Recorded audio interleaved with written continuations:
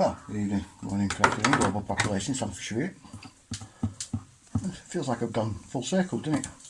Since the last time I was at this angle. I thought it was quite apt. This is going to be a long episode, a very long episode. So if I seem like I'm bouncing about from location to location and jumping out and about in time, it's because I normally can do that naturally, and it's on the fritz. So apologies beforehand. Anyway, let's get on it.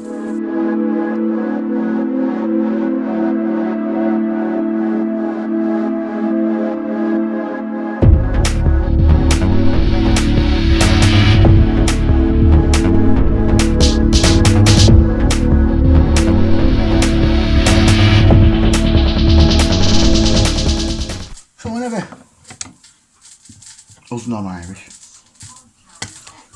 think about Ireland, and depending on where you're from, a few things spring to mind. Most of it is either leprechauns getting very drunk, lots of green hills getting very drunk, Guinness getting very drunk, weird magicy things getting very drunk. I don't know if I mentioned getting very drunk yet, but it seems to be a thing. Every person I ask, like, give me your first like sort of thing that comes to mind associated with the Irish, and every time it's drunkenness. I don't know why. St. Patrick is another one. If you're from the UK, then blowing people up, that's the northern part. That's apparently stopped. Supposedly. They've just gone into politics instead. So, from one terrorist organisation to another. So, well, that's what people normally think about. That's the first thing that springs to the mind. Everyone knows the UK is steeped in history. When I say UK, I mean the British Isles in general, or rather these islands that we live on. Ireland being part of Europe now. Can't be wishing they didn't really sort of refused that second vote. EU making them vote twice because they didn't like the first result when they told them to fuck off. It's ridiculous. Anyway, not many people will think about the birth of humanity, or humanity as we know it today. It's been tied very sort of closely to that because out of Africa, blah blah blah blah blah. Like, yeah, but like, it didn't work. It didn't exactly start that way. So, these islands of ours, England, Scotland, Wales, Ireland, have been a sort of focal point for a lot of cultures. Certain energies to do with the UK, well, the British, these islands, should I say, that are special.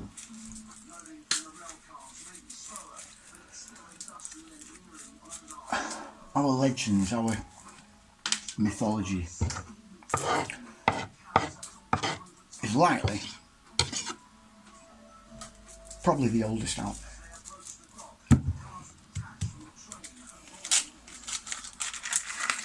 The next after ours is the Norse, followed by Egyptian, Sumerian, yada yada yada. Followed by Slavic, Egyptian, Sumerian, should I say. Why do I say that? Well, there's been countless discoveries in our little island nation over the many decades, many years, particularly though in the mid to late 20th century. Not so long ago, really. A lot of it they tried to hide. They either destroy the evidence or as in the case of some things, they hide them in a drawer. Before we get on to Irish folklore, let's just talk about some of the archaeological discoveries that have been made. The hidden ones. Stuff you don't really want to know about. I've talked about St Michael's Mountain before, being man-made. This seems to be a common theme with these guys, by the way. Yeah? Making islands in impossible places. Likely making bays and peninsula as well, because they felt like it. Gower Peninsula being one of them.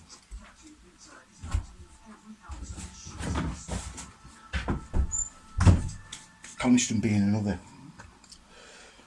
It's not a lake, by the way. There's only one lake in the Lake District, funnily enough, which is quite strange. All the rest of them are waters, which are basically, we don't know what they are. Too shallow to be a lake.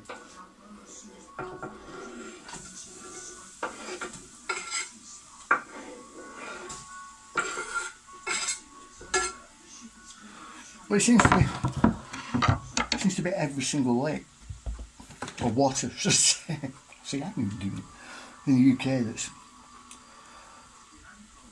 all of them have got a man-made island in there somewhere. And when I say man-made, I mean prehistoric, way beyond Neolithic sort of times.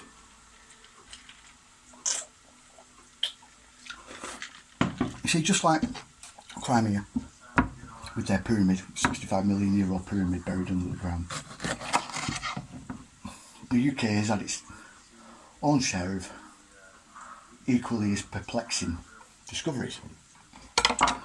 Say, for instance, 1957, on the south coast of England. Oh no, Devon, sorry. So it's close to the south coast. On the Devon coastline, they found a perfectly anatomically correct modern human skull cap. Now many of you are going, oh, big what? So what? Yeah, it was in 250 million years old rock, right? Seen as mainstream academia, as is it, what, 400,000 years old at best, right? Modern humans. Something turning up that's 250 million years old. It's a bit perplexing. Which then brings into question, well, either archaeology is wrong, or geology is wrong, or both of them's wrong, but at least one of them is wrong. Yet, talk to any geologist, and they won't state that it's, you know, they'll back up basically the archaeologists, and the archaeologists will back up the geologists, because they know the implications of not doing it. It destroys the narrative. Now, things won't be so bad if that was the only discovery. You could just put it down to maybe clerical error, hoax, mistaken age of rock, blah blah blah blah blah. But it isn't. That's the only problem. It's not the only discovery that's that old. In fact, there's been older things found. I think it was off the Dorset coast. There was a perfectly carved human figurine made out of seashell that was anatomically correct for a human being, a humanoid being. It's 400 million years old. Found in 400 million years of rock. Oh dear. Well, surely they could have just made up where it came from. Well, yeah, but these were archaeologists that did it. Yeah? This was during the 60s. Yeah? One very interesting case, late 1800s. I think this was off the Irish coast. There was a ball found. Now, I don't know if you know what a ball is. It's basically two sort of weights on the end of a rope that you throw and it ties up feet. This was found in 18 million years of rock, yeah, the rock strata, sedimentary rock. The guy who discovered it deliberately left it still encased in the rock, so you could just about see it. Still see the rock, perfectly preserved. It's been down there for ages, you know. And he got all his archaeologist friends to come over and watch. Look, I'm going to go and get this out, but I want you to see it. Anyway, these archaeologists immediately started poo-pooing the thing, yeah? Saying, no, it can't be at all, can't be at all. You have to have put it in and then concreted over the thing, yeah? Right. Or to do that, where you drilled down from the top of the cliff and poured in the concrete after you put that. See, these are the things that they try and come up with, but in the end, they couldn't. So what did they do? They buried the whole discovery. Of course they did.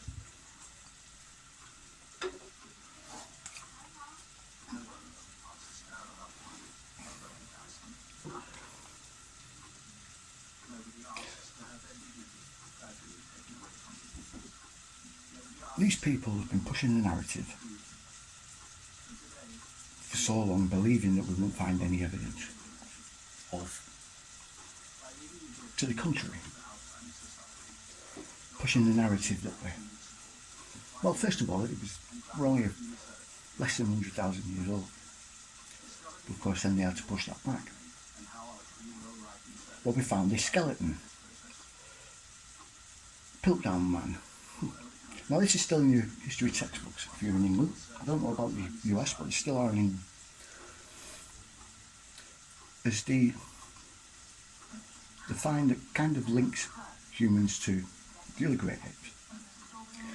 Except, it was discovered in the 1960s, 40 years after it was discovered, that this skull that they found of Piltdown Man was a top half of a anatomically correct human skull, yeah? Modern human skull, probably about 50 years old, with an orangutan jaw crammed into it, yeah? Lower jaw crammed into the bottom. It's a hoax. Yeah, you check any textbook, does it tell you it's a hoax? Not know that.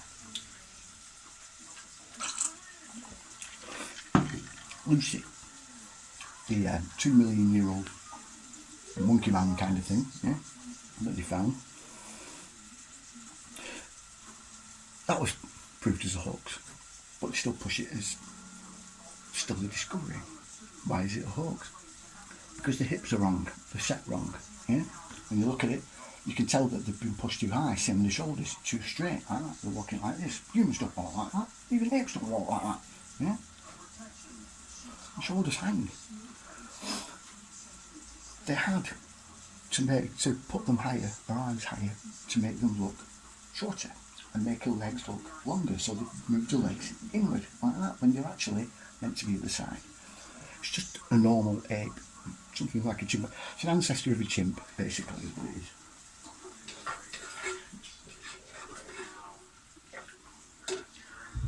Yet they try and make it look like it's bipedal, yeah? To make us look like less than we are.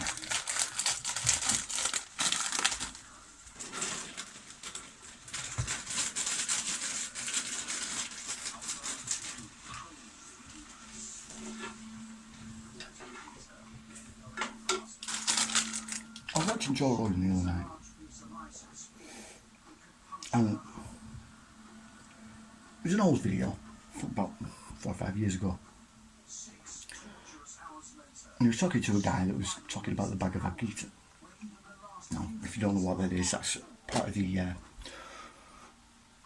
ancient Indian mythology. Story of Krishna relaying a story to, I think it's Ashoka, the King Ashoka.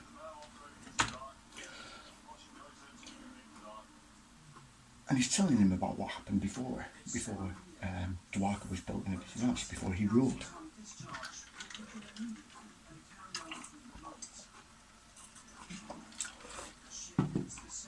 Now, Krishna talks about the time before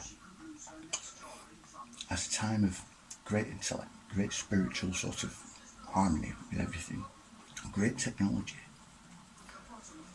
The things are described: flying machines, flying ships, incredible weapons that could destroy a planet with a single boom. you know, all the good stuff.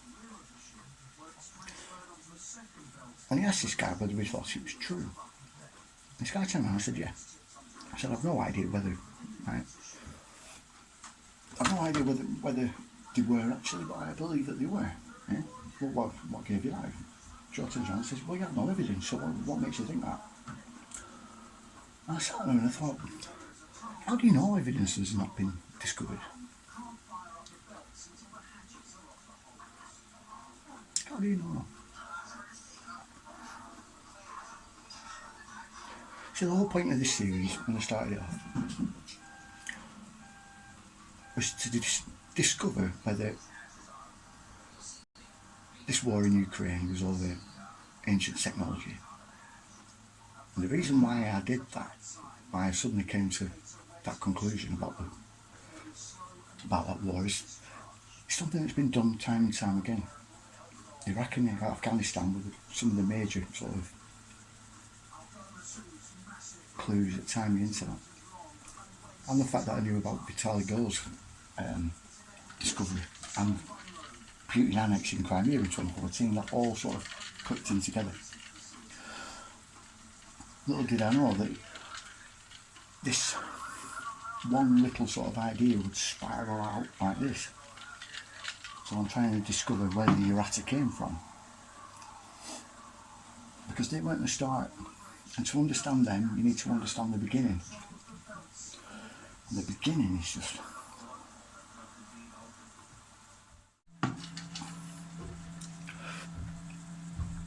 it became very apparent that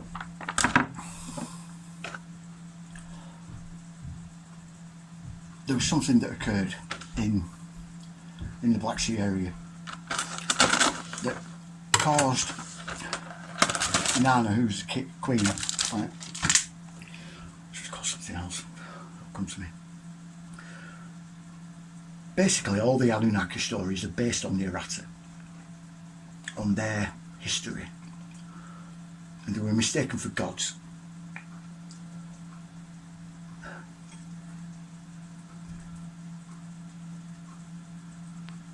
Aratta was destroyed by Inanna herself, and it was her own kingdom. She destroyed it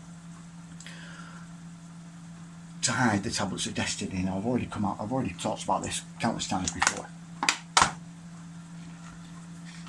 but there's a reason why I say all this.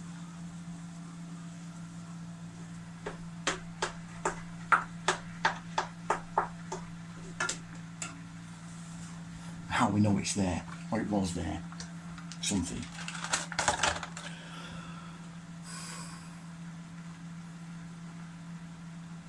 You see, in the late 2000s, early 2010s, there was core samples drilled in the Black Sea, mainly of the sediment at the bottom, seabed. And what they found astonished them and also puzzled them at the same time. You see, the Black Sea is an anomaly, right? That and the Caspian. Both of them are virtually devoid of life. And this is because the actual water in the Black Sea is very acidic. And no one can figure out why. Hence why they started doing core samples to see if there was something that could discover about it. What they found, like I said, puzzled them, these scientists, after they did the core samples, drilled them, because it was full of, first of all, pummeled rock, right,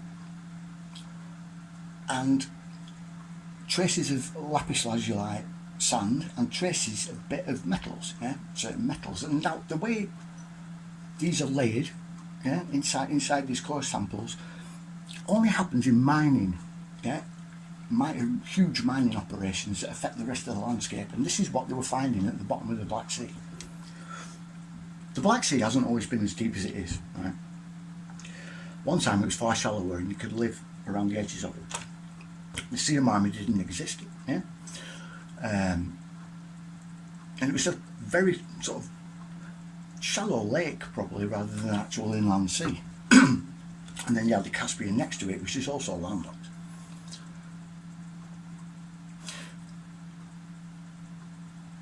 Something else he found as well, which puzzled him, was sediment that only comes from massive flooding, yeah, like it's been bunched up, yeah, by a huge torrent of water coming from somewhere, and it came from the east, yeah, and they don't know how that happened either, yeah. There's nothing that sort of gives them any inkling of what that was, yeah, how did that happen? All they know is it did, yeah. Anyway, the scientists that discovered all this, they got fired, got their credentials taken off them, and their paper suppressed after it was peer reviewed. Clearly they found something that people didn't want to know about, well, didn't want us to know about.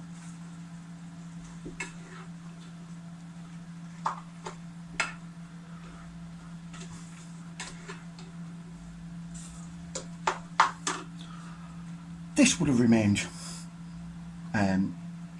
undiscovered, yeah. Like would have remained in the shadows, if certain people like Yuri Shilov and others had discovered these, well, this huge undertaking that these scientists went through to try and get these sediment samples, these core samples.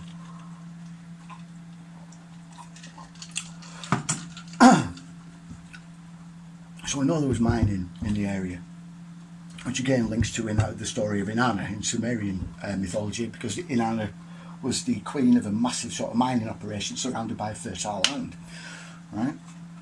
It's another reason why they were talking about the Aratta, and why the Aratta isn't in Iran, right? It's not the giraffe, it's still a qua, idiot. So, how did all this happen? It wasn't until Thumper, little love rabbit, right, discovered, came across a story about a discovery in 2017 by this, it was basically a spelunker, yeah? He sort of organised spelunking holidays and took people on them, and he found this shaft on the border of Kabardino-Balkaria and Georgia. I've shown you all this shaft before, right? He couldn't work out what it is, yeah, but he knew it was significant. And obviously it was pretty significant because he died about 6 months after from a heart attack. Yeah, just suddenly, out of the blue, gone. Yeah, heart attack. After this discovery he's made, and it was forgotten. Yeah, just languished in the ether of the internet.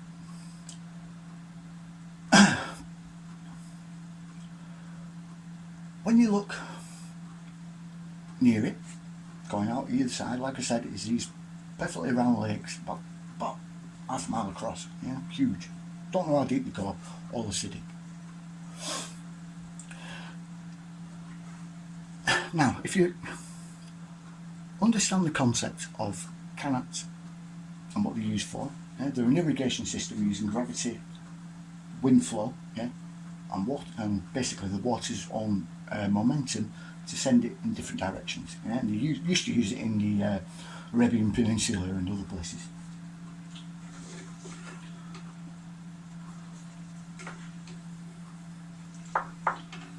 Very dry areas too, like, much like the Nazca as well, the Nazca Plains, you found canats on there as well. Anyway.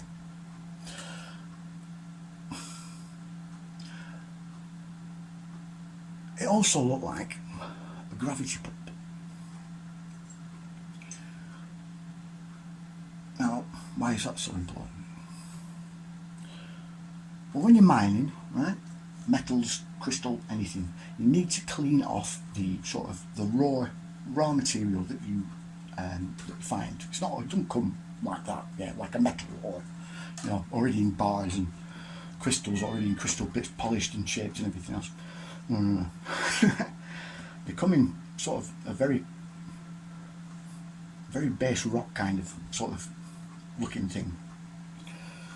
So what you have to do with that is you have to clean off all the crap that's off it, yeah, all the sediment, all the rock, everything else. Here, stupid dog.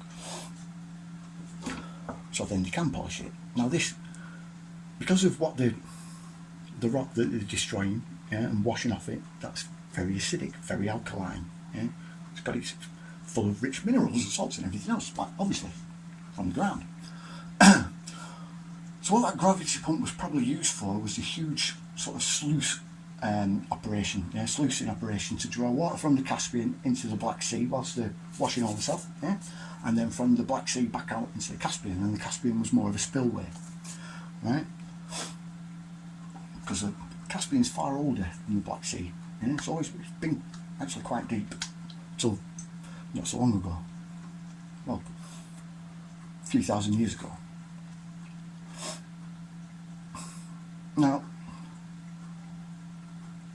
the tablets of destiny, when Inanna had them, she ended up going to war with the two brothers, Marduk and Nergal. They had two different kingdoms. Marduk's was to the north, and Nergal's was to the south, yeah, probably around the Egypt sort of area, the Egypt Sumeria area. Aratta was slap bang in the middle.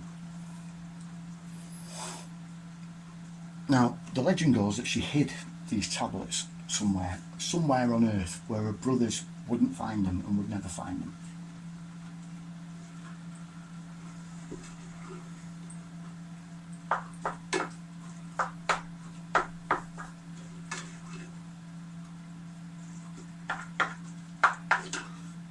Now, these tablets of destiny are described as a weapon of immense power and great knowledge, yeah, at the same time. So that makes me think that maybe it's some sort of, it's able to make a dimensional gateway depending on how you set it. Yeah, a bit like CERN. I think CERN could quite possibly run in this exact same way. Yeah, and hard. So it's a dual purpose. Yeah, you focus the beam a lot stronger, and it will actually destroy things rather than open the gateway. Yeah.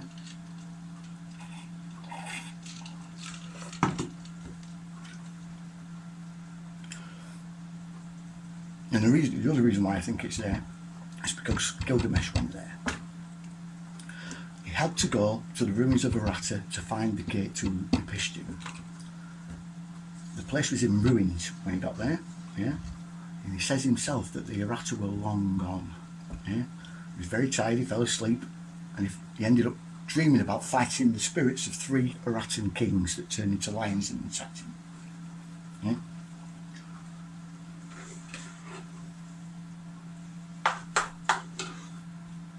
Arattan warrior kings, and we'll get back to that in a minute. So the place is in ruins. Yeah, when he opens this gateway, you can see a garden, a huge garden in front of him, yeah, when he opens these gates. Now, he doesn't mention any walls, yeah, either side, he just mentions a gate and a garden. So, why didn't you notice this gate, right? Before he fell asleep, or look through it and tell us about the garden. Why didn't he notice the garden when he was coming up to the ruins? You see? Some things don't add up, unless he's talking about dimensional gateway. Now, to get there, like I said before, he says he travels across several mountain ranges and a sea of death, yeah, to get there. The Black Sea is virtually dead, like I said before, yeah, because of the acid that's in it. Inanna flooded the Black Sea with water from the Caspian. She sent it through the gravity pump in that mountain in Georgia and closed off one side, yeah, which was the side that would pump it back out to the Caspian. She closed that side and let it run through. And all of this vast amount of water that came rushing through, yeah, started to fill the Black Sea, smash the Black Sea up further and further and further, causing tidal waves that went into the sea, the Bay of Marmara now, which is now full of water, yeah, that pushed through and that pushed through into the Mediterranean. And you get huge flood patterns all over the Sahara, yeah, all over the North African sort of area, yeah, coming from that area, yeah, coming from the sort of northeast. No one can work out why that is. This is why.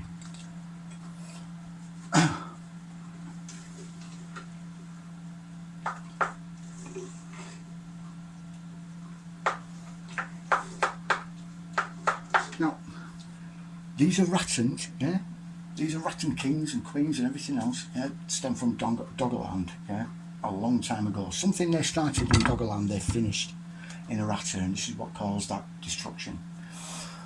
And then the Arattan elite who survived ended up going across to Sumeria, Egypt, started going all the way across Asia to create the Scythians on the other side, to establish them, and all the way across the other side they went back towards Doggarland. Yeah, obviously there was something there that they wanted.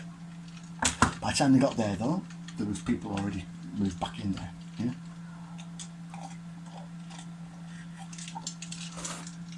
that were what would be what we call the Celts.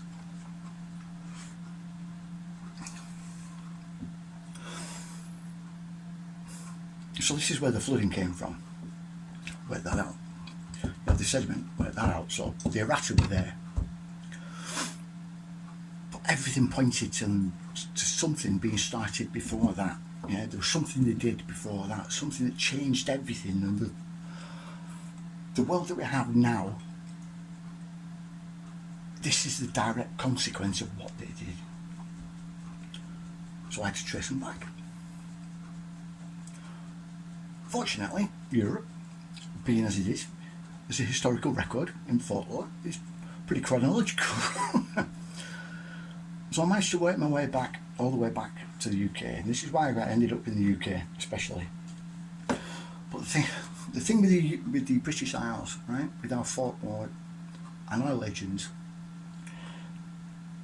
is a lot of them have been, not very many of them were written down, right? They weren't written, they were told through oral sort of traditions. So many of them we've lost. But tales like Jack the Giant Killer, or St. George and the Dragon, yeah, they stick.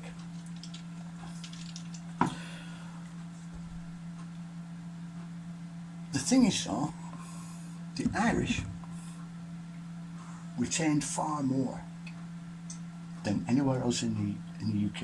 Yeah, the Irish did in their myths and their legends. So they still practice the same kind of oral tradition today, and they kept them going.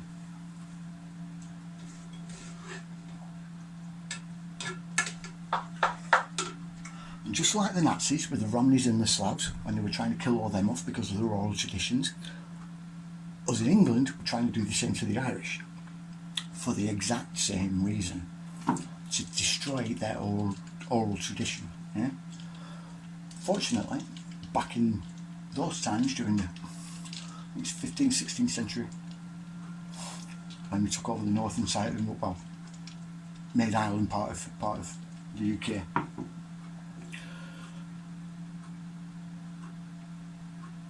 people were more interested in that side of things. Yeah, in those oral traditions. Even though they were younger, they still wanted to know them, which is fantastic for us. Unlike 1940s Ukraine, where they killed millions, the old folks and the youngsters didn't already have it. So these oral traditions, because they continued, tell us a great deal. And it's that we're going to get into now. Okay. I would be very likely the first to admit that a lot of what I'm going to say next is going to sound completely insane. But then, trying to fit together the mythologies of countless European nations is an insane task, if truth be told. I think there's many of you out there that probably agree with me, you know. But anyway, that's beside the point. We'll start with immortals, yeah? You'll see why in a minute.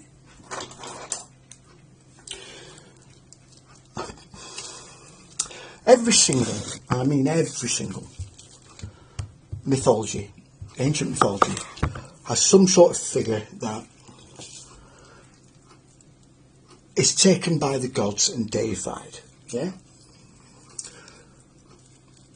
they're usually someone very extremely favoured by the gods, beloved by the gods a lot of the time, and this is because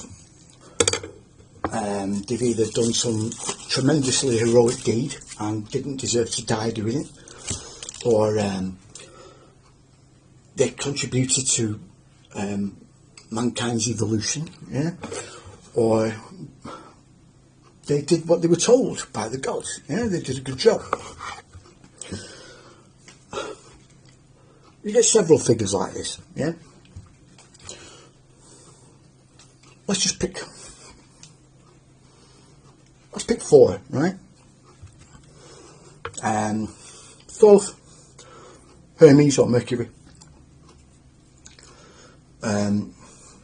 Spasiana, who's Sumerian, and Thoth is Egyptian, Spasiana is Sumerian, Hermes is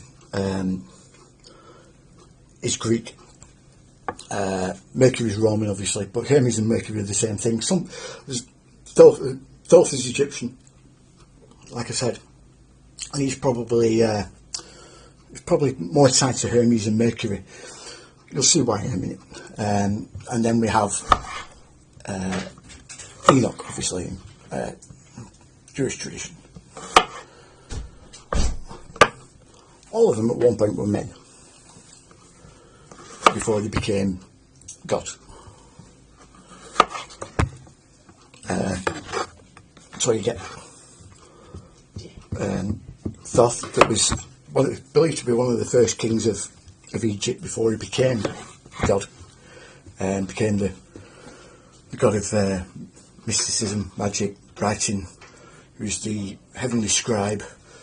There's just so many different sort of titles for the guy that it becomes a bit confusing, but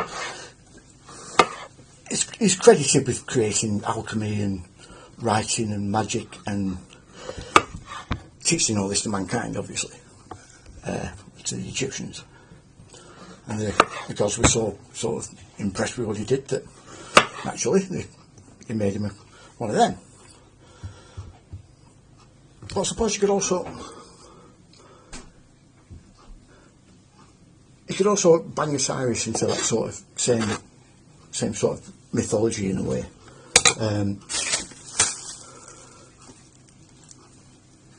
Because he's made immortal by basically being dismembered and then put back together.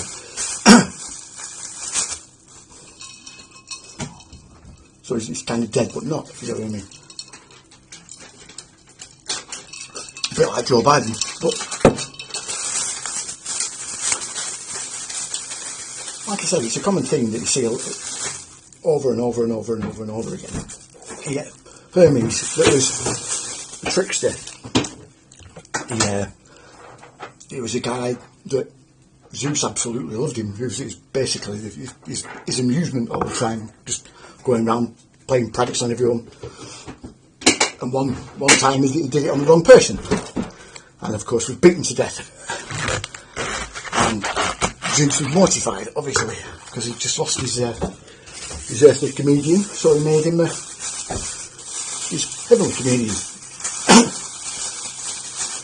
And also his messenger, his herald, which is another side effect of what happens when people get turned into sort of, when they get deified, because the same thing happened to Enoch. Enoch is the go-between between God and the fallen angels. He delivered all the messages that he was told to, and then got taken. And that's where the Bible ends with him. Right. But there's more to that story. A lot more. You get the fact that the angels hated Enoch, even though he was taken by God, and God said, "Leave him alone. Don't be nasty to him. He's going to be one of us these days, like someday." And all the angels, of course, "No, he's not. No, he's not. Because that's a bit, he's a man. What the hell?" So I said, "No, I'm going to make him like me." Now, when someone says something like that,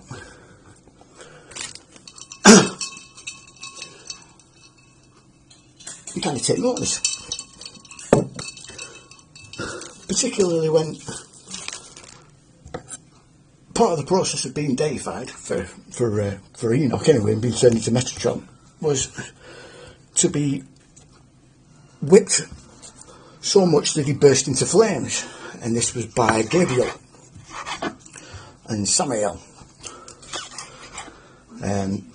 two very powerful archangels. And this entire process turned Enoch into something different. He was no longer a man, but he wasn't an angel either. Something more. Spaziana is a bit different. You'll notice that a lot of these people, apart from Hermes, obviously, and Mercury, who was a bit of a knob, if you ask me, but granted, Zeus found him quite amusing, or Jupiter, depending on which sort of side you want to come from. The others were very sort of academic or cleric-like. Thoth especially, but also in a kind of way Enoch was as well. Enoch was very priest-like. Thoth was also kind of the same, but they both gifted wisdom on mankind. Like I said, Spaziana were different. Now, for those who don't know, Spaziana is the Sumerian Orion, Sumerian version of Orion. And the story goes, he's often referred to as a sea strider as well. And we'll get to why in a minute. But Spaziana was a giant, huge, immense giant, and an incredible hunter. The reason why Taurus is in the sky as a constellation is down to Spaziana, hunted him down and destroyed him. Now, this little connection also ties into Hercules and Heracles, in Greek mythology.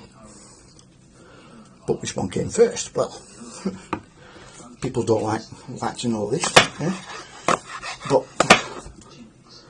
Greek mythology influenced quite a lot of Egyptian mythology and Sumerian mythology, not the other way around.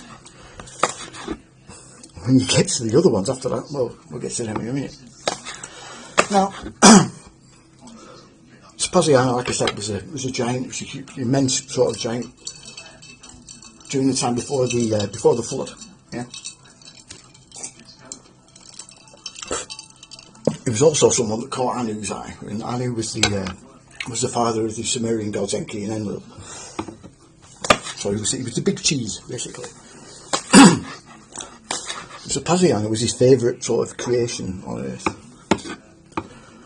And when the flood came, he noticed that the city that he was very proud of, particularly proud of, Anu, was being destroyed. And the royal family, who he was particularly fond of as well, were being killed by this flood.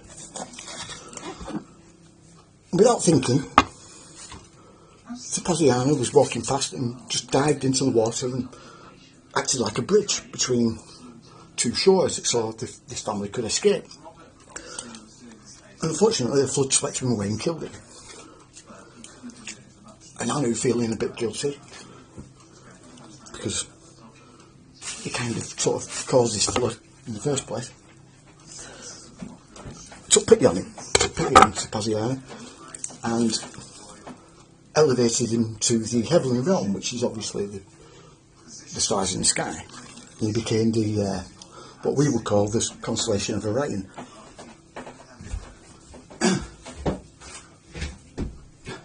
I call him the Sea Strider for two reasons. The first is that it was immense, and he acted as a bridge between two coasts, like I said. The second is because Orion can be seen on any point in the globe, across any sea, almost like a striding across it. He's also a hunter, which is a universal sort of aspect across all cultures. For some reason, Orion is always the sort of unbeatable hunter. You know, he's the world's greatest hunter at the end of the day. Unmatched with a bow. So why am I telling you all this? Well, these stories, you carry on. As you look back, go further back, as you have to with these sort of stories. To get any sort of real history, you need to look back through folklore. And begin to build a timeline, going ever further and further back. And it seems to cross through Europe. Now, the Egyptian and Sumerian come from two locations.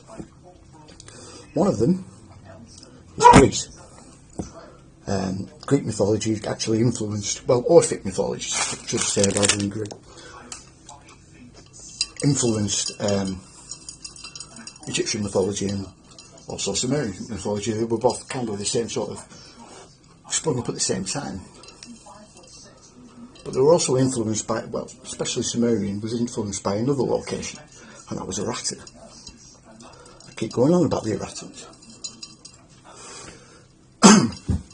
You see the same sort of story of a human being, normally a king, being elevated to a god.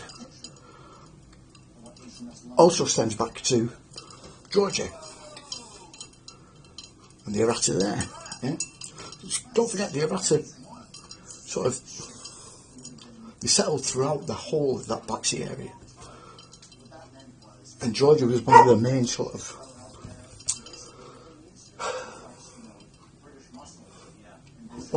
parts of their actual sort of civilization. That and Tripolia in Ukraine. Georgia had the gravity pump. Had the keys to the weapon. The weapon that St. George used to kill the dragon. St. George in Georgian myth, not only in English myth, both are tied together.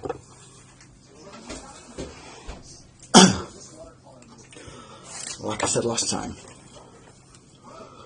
St. George is Jack the Giant Killer. That connection becomes very clear.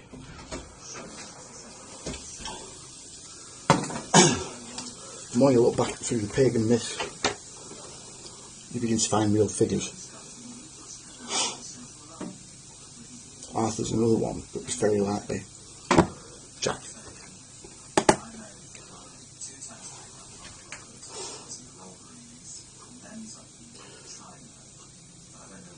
But if you keep going further and further back, you have to start looking at Ireland after that. Because the way the Catholic Church sort of decimated sort of the English side of Celtic history and folklore and everything else, somehow the Irish managed to keep quite a bit of it, quite a bit more than the English. But they have a similar story, similar to George myth, once you start looking back. But it's St. Patrick, oh, I got St. Patrick as a patron saint, yeah. It's the same guy, right? They're both fighting reptiles at the end of the day, yeah? St. Patrick is sort of, is expelling the snakes from Ireland, yeah? That's sort of the medieval version of it. It's not the right one. The further you go back, the more this dragon sort of, well, these snakes turn into a dragon. This dragon turns into another figure, an imposing king, a very powerful and technologically advanced king, a very nasty guy. And the same happens with George. And then all of a sudden, you start to get Arthur in there again, and Merlin, and Moradin.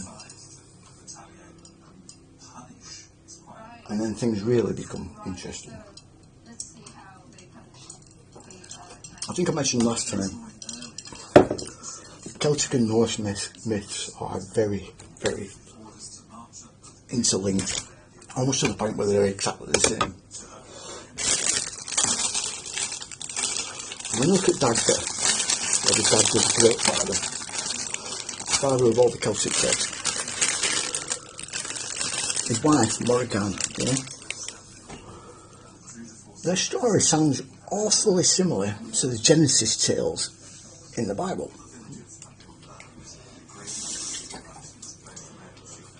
And Merlin and his wife, his ex-wife, shall I say, in Arthurian myth,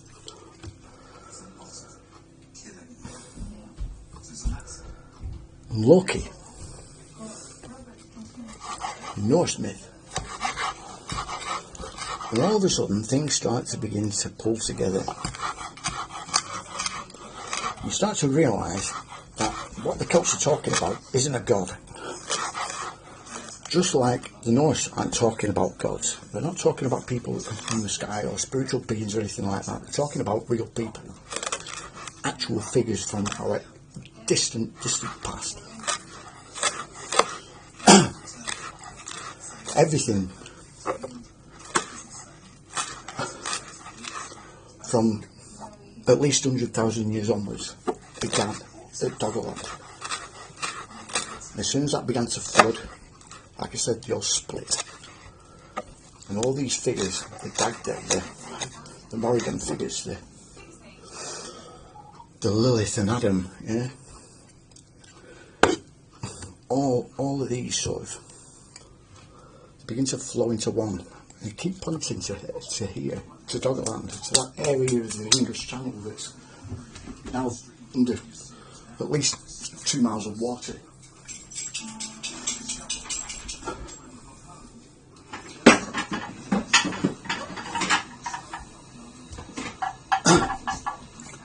And these are legends, these ancient tales, these ancient stories. They both travelled right across to the Black Sea over a period of roughly 30,000 years, as they began to build cultures all the way across Europe to settle in the Black Sea and build Aratta, and sort of achieve the same level of technology that they had previous to that.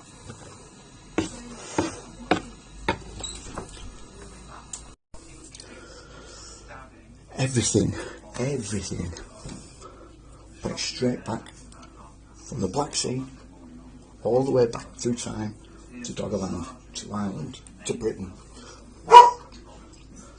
And then when they go across to Aratta, when Aratta falls, it's destroyed, when the Black Sea basin filled,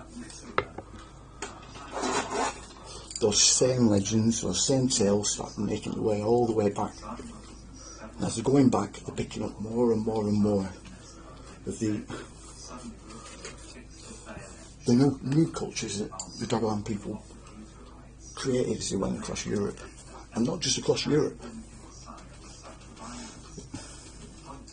From the Black Sea they went to the Mediterranean, across the Aegean, across the Sea of Marmara that was newly created after the Black Sea sort of filled. Across the Aegean into the Mediterranean, and they settled around that whole entire area. At this time, the UK was still underwater after a tidal wave destroyed it, wiping out most of the remnants of the Aratta that were left in the UK at that time, about 8,000 years ago.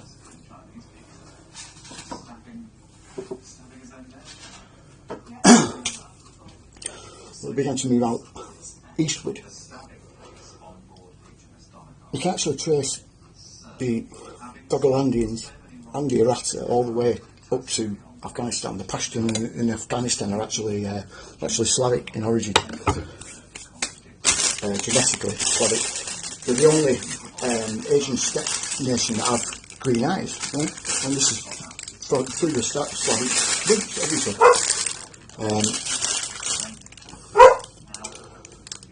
if this was after the Black Sea filled,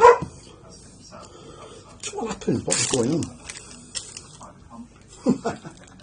Well, this is where things get really sort of insane. But in order to realise what we were up to, we need to go over some other very strange concepts.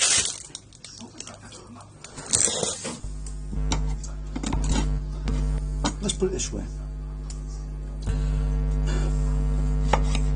I've said very often that the Anunnaki, a Sumerian myth, were humans, yeah, with the Aratta. Yeah.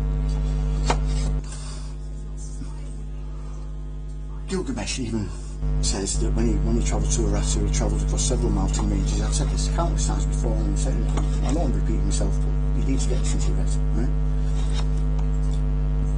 Because this is the basis of how the Inuna gods came about, yeah? Because he says that he stood in the ruins of Aratta when he was trying to find Utnapishtim. Stood in the ruins of Aratta, and it was long gone before he got there. Long gone.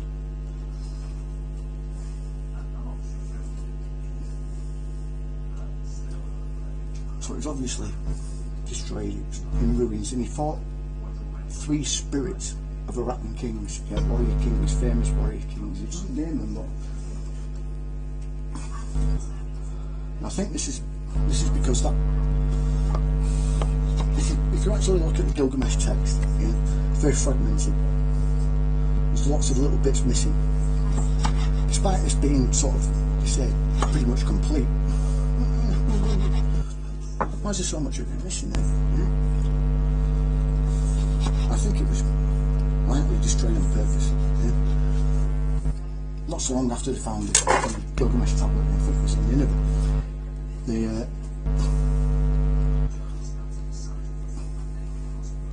They then found the King's List, which kind of knackered things up, because then that kind of proved that Gilgamesh was a real being.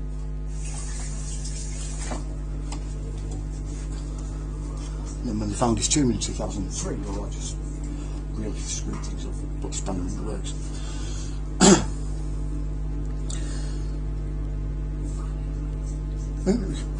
Like I said, anyway, he travels across a few mountain ranges and a sea of death. It doesn't say Dead Sea or anything like that, it says it's Sea of Death. Yeah?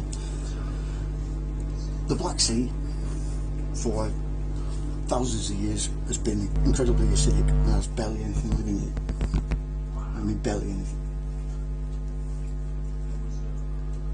You might get 1 or 2 jellyfish here and there. So fishing in there is impossible. Not by next to that, on the opposite side of Georgia, like I said, it's Caspian. Caspian's equally as acidic and disappearing.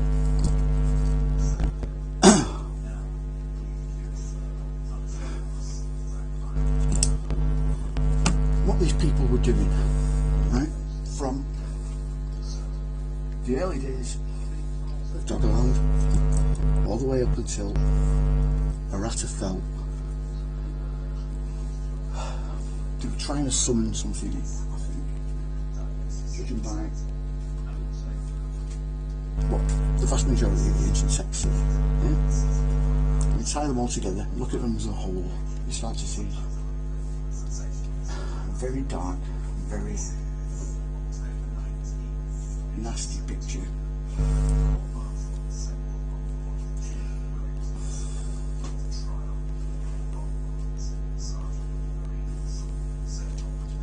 It was that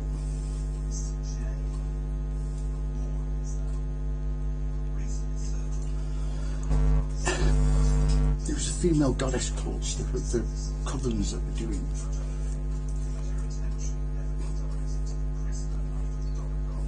Do you know when you get that famous sort of passage in Genesis, before the angels came down, the watchers, well, not the angels, the watchers. What does he mean by watchers? Well, came down and saw that the daughters and men fair with the daughters, remember daughters, right? Because they give birth, obviously. Another thing with this is it's a little more fight. The kingship back in ancient times, when these cults were around, wasn't very good for men. And when you taught this in school, but when you start looking at, again, Orphic texts, the Greek Orphic texts, you start looking at, even Homer comes out with the same sort of thing. If you were a king in ancient times, you'd been bred to be a king of 4 years. Your last act as king, you remain pure for those 4 years. And your last act as king was to be as a sacrifice to their god. And they would do this by having the king either sleep with his mother or his sister, and once he'd, popped his lid, just chop his knackers off and let him bleed to death, and then they'd drink the blood. And this was meant to sort of transfer his sort of spirit and his essence back into the family and takes it literally from the family. This was the true meaning of kingship. It was a sacrifice, that's what you were. You literally sacrificed yourself.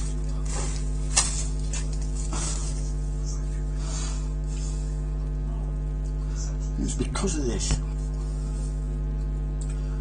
that whatever it was, I kind of tend to agree with Steiner. This is a being of our own making. Our own sort of arrogance, ego, our own despair, anger, rage, everything. It's a shadow of us as a collective. But because it sort of lives outside of space and time, it used us to create itself.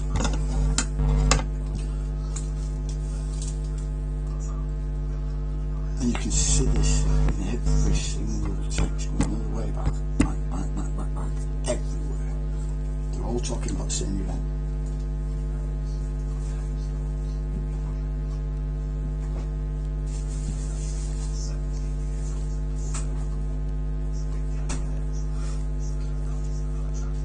This thing literally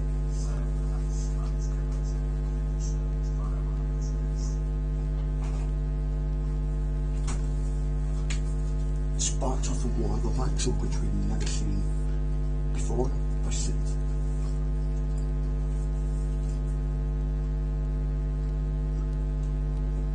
Our technology was far in advance of what we've got today. To the point it takes the piss. Put it this way, we took a mountain apart in Georgia to put a gravity pump beside it and then built a mountain back round it. What? With blocks as big as a house. No matter what any academic tells you, they don't want to admit that those blocks are man-made. Because how the hell did they get them up that mountain? Yeah?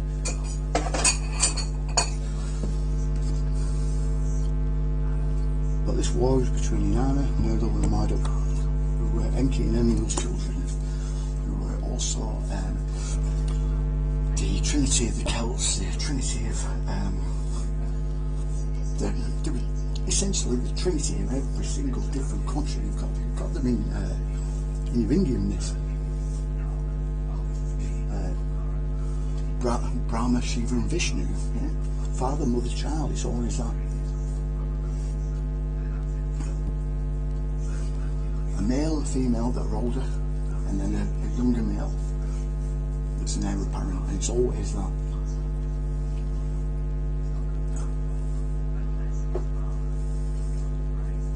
thing that changed that, although it kind of kept it in the same sort of vein, was Christianity with the Father, Son and Holy Ghost. It got rid of the female element.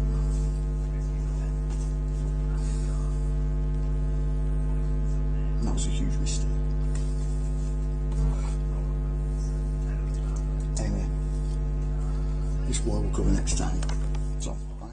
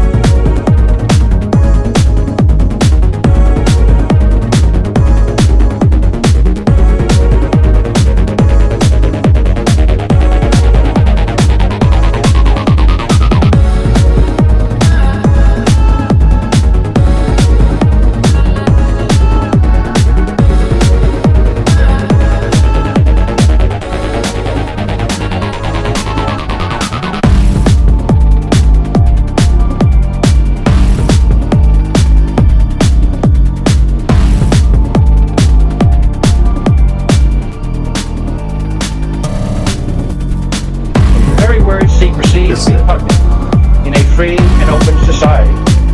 And we are, as a people, inherently and historically opposed to secret societies, to secret oaths, and to secret proceedings. We decided long ago that the dangers of excessive and unwarranted concealment of pertinent facts far outweighed the dangers which are cited to justify.